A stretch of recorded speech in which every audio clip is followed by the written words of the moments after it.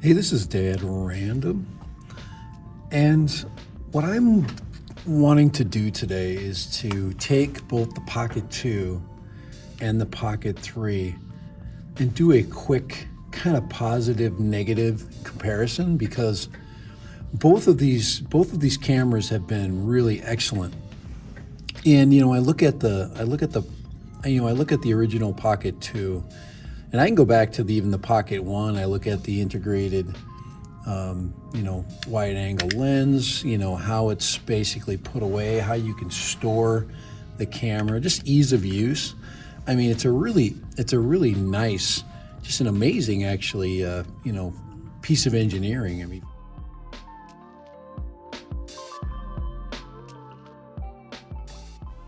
look at it, how the mic basically can connect to the back.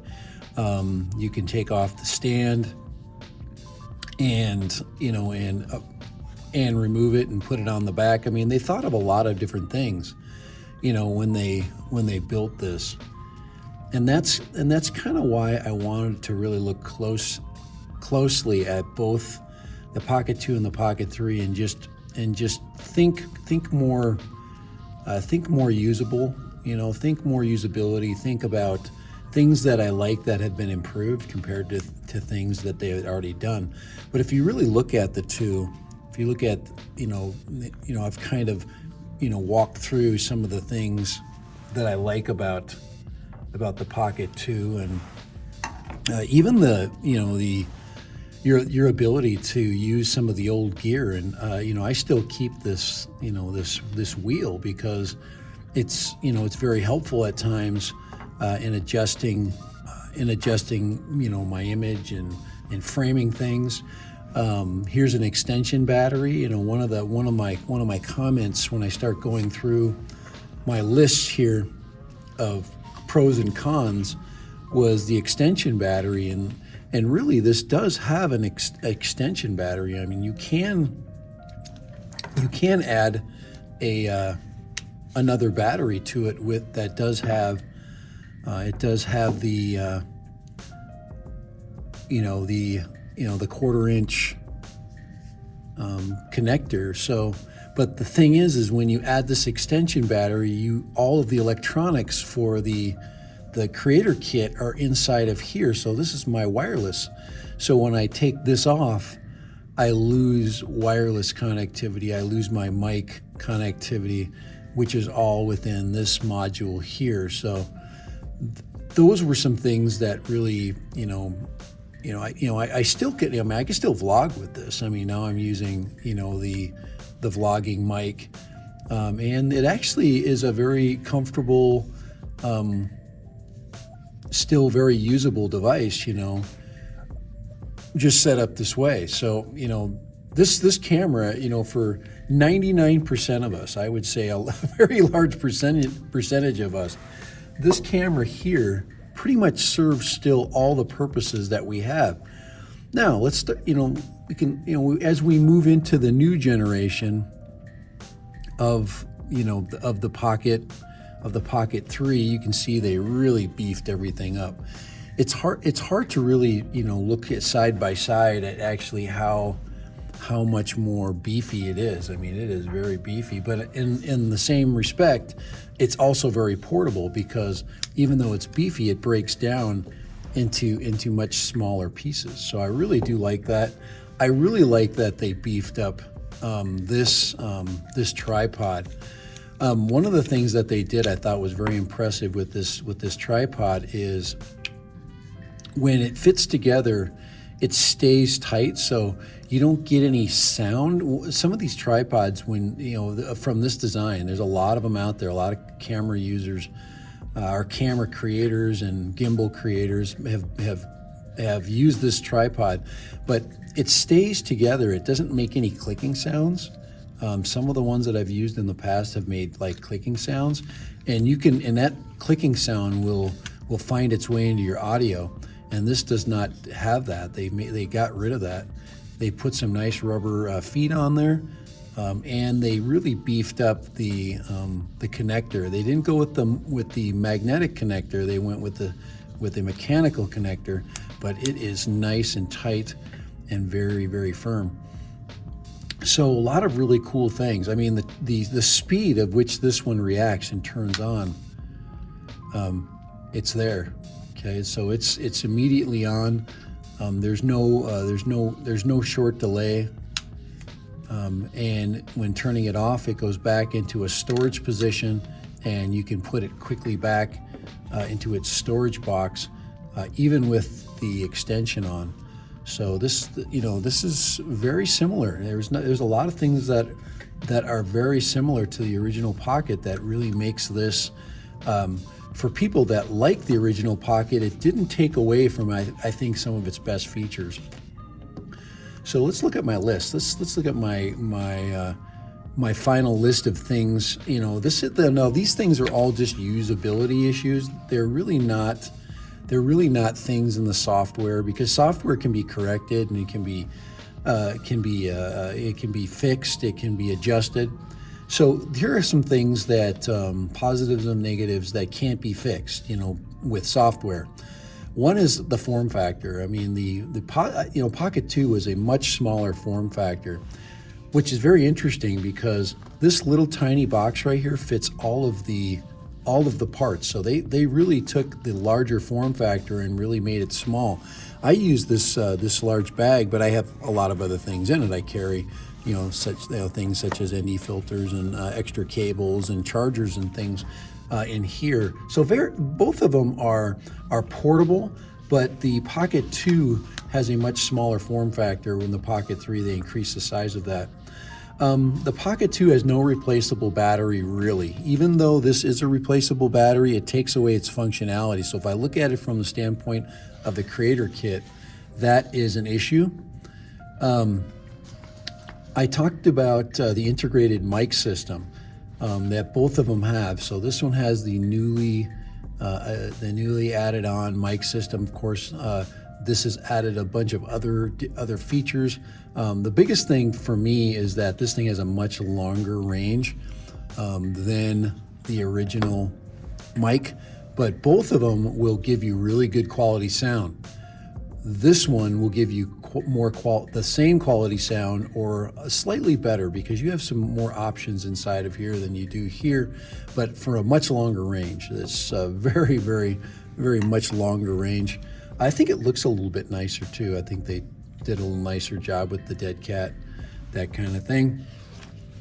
The other thing that this one, that the Pocket 2 has that the Pocket 3 doesn't have, is this does have a 1/4-inch mic jack. So you'll notice that this one does, and that one doesn't. Now, obviously, they made the decision that the mic system is going to be integrated, that people are not going to add an external mic on this, and there would be no need for that since it's all inclusive. So the mic jack. Getting to the most obvious things, one of them is the CMOS sensor, the 1-inch sensor. This is a much larger camera, brings in much more light. Thus, it's much better in low light than the Pocket 2. So the addition to the 1-inch sensor will make this much better in low light, and I've already noticed that very much in some of the pre-recording I've done.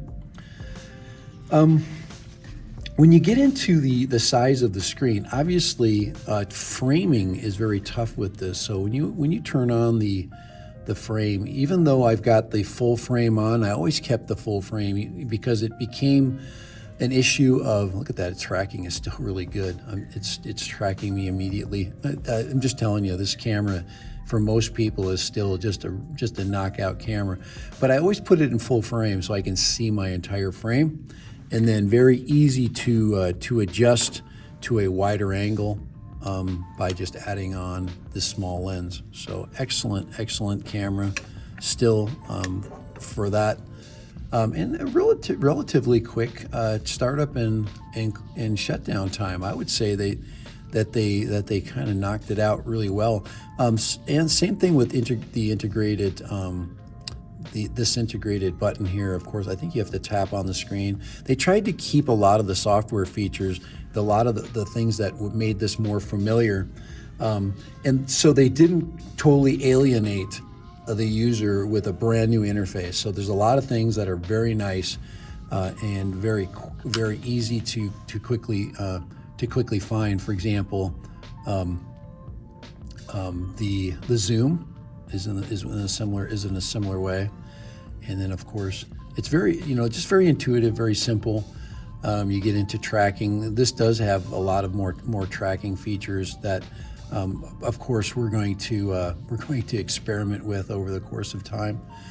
But both of them are just, like I said, they're just such well thought out pieces of engineering. Getting down into the mic range, I talked about that. I looked at easy to use and set up for the Pocket 2. That both of these cameras are very easy to use and set up. They're very quick to put away and to put back in their cases. So if I took the new Pocket 3 and I just wanted to break it down and put it away because I needed to move my location, I'm still putting the camera away, putting it in the case, and everything just kind of has its place. I really like that. I put the mic down, dead cat down, disconnect the battery. I always throw the tripod in last at the bottom, put the battery in there, and now we're basically ready to go. I mean, it's that quick. I mean, DJI really did a nice job, thinking that out. Same thing with the Pocket 2. I really don't like the Christmas tree stand. I call it the Christmas tree stand because it's metal, which makes it durable, but makes it a little bit cumbersome at times. I'm not a huge fan of it, but it's not a terrible thing. So there's my camera. I always leave the extension handle on it. I usually will put the tripod on the back. Because it fits in the case a little bit better, and then then we're gone. I'll always take this off. I put this in this little pocket in the back. I'm in the case, and I'm out of here. Okay, so once very simple, very easy to pack and go. So as these are getting older, yes, these are going to be easier to find. Would I recommend getting the new one? Absolutely, I would, because it is just an easier camera to operate. It has a little bit more of a usability factor for more people. I would say people, like me, I've got corrective lenses. I don't have to squint anymore to find out what's going on. I can easily see buttons, even with glasses on. I really enjoy the additional features inside of the software, and I really like how small and compact they really did a nice job with that. I think that's just very, very nice. Yes, you can get cases that are smaller for this. That is true. And I choose, over time, I've increased the size of my pack because of things I like to carry. For example, one thing that I do like to have is the NDs, and that's something that this one will eventually have to deal with, because when the ND filters come out, I'm going to have to decide what's going to go into the box. This does not fit much extra other than what I've already got in it. So, all right, so yeah, Dad Random and the DJI Pocket 3 versus the Pocket 2. You can't argue the fact that both these cameras have made a huge impact in the camera world, and some of us really like the Pockets. Like I said, I'm into the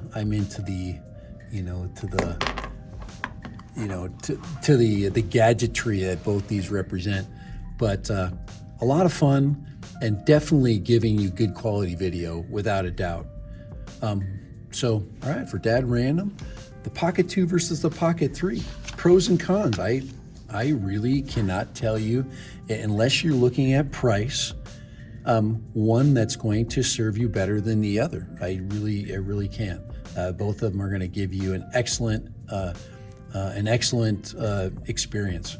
So, all right, Dad Random, I'm out of here. Thanks for watching. Please subscribe to my channel. Check out other Pocket 3 and Pocket 2 video that I have out on my channel. And thank you. Later. Bye.